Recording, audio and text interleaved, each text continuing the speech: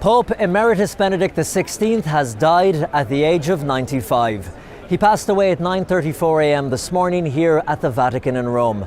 And over the last few days there had been much concern for the retired Pope's health after the Vatican announced that his condition had suddenly declined as a result of aging.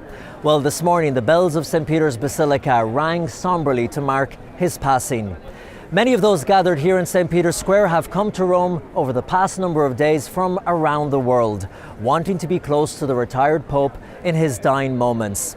From a small town in Bavaria in Germany, Josef Ratzinger grew up in a very turbulent and uncertain time. His country was at war and Adolf Hitler was in power.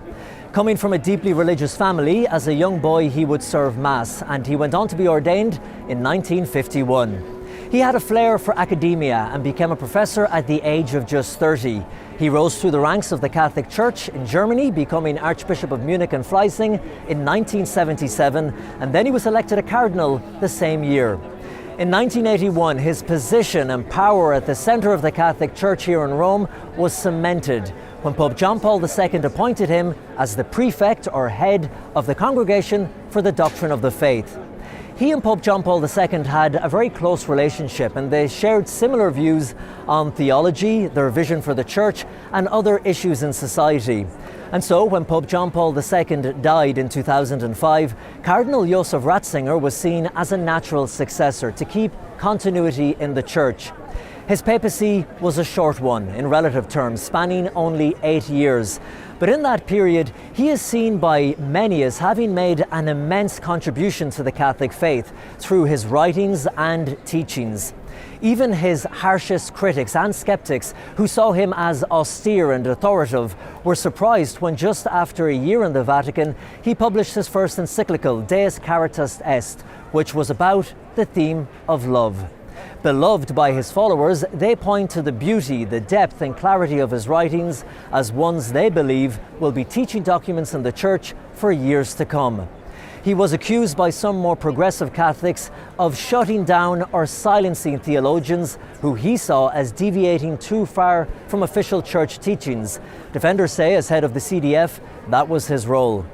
As Pope, he travelled to places like the United States, Mexico, Cuba, Africa, England and Australia, where in 2008 he celebrated Mass in front of 400,000 young people at World Youth Day.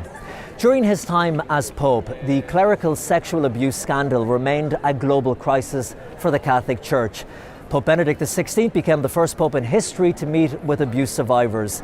He did this in 2008 on his papal trip to the United States, where he spoke of the great shame the Church felt because of what clergy had done to the most vulnerable, children. He went on to meet victims on a number of other occasions and spoke very strongly against those who had committed these crimes. But for many victims, it was simply too little, too late. And they point to the Munich report, which accused him of mishandling 4 cases of abusing priests when he was Archbishop of Munich in the 70s. He strongly denied this.